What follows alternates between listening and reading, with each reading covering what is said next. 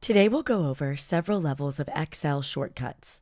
Shortcuts allow you to quickly perform functions within an Excel file.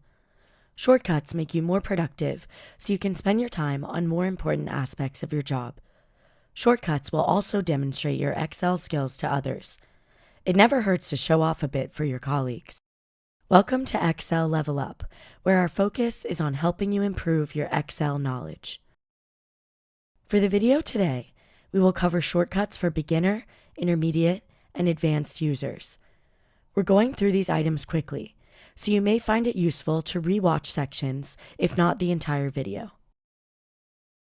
Let's start with the beginner shortcuts. Control page up or control page down. This will navigate between sheets or tabs within the same workbook. While simple, even many advanced users rely on their mouse to click between tabs.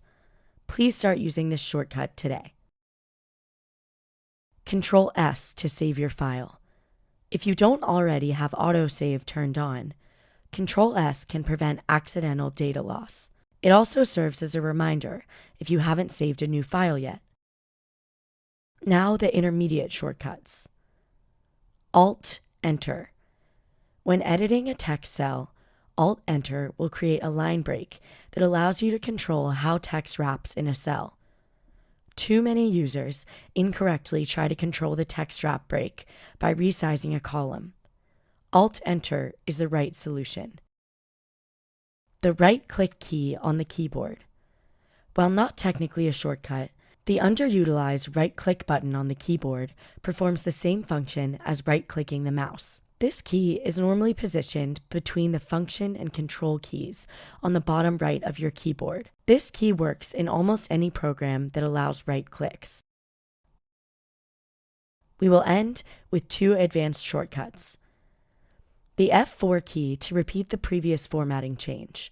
As an example, you're highlighting certain cells for your colleague to review. The beginner or intermediate user will manually click the yellow fill button for each cell.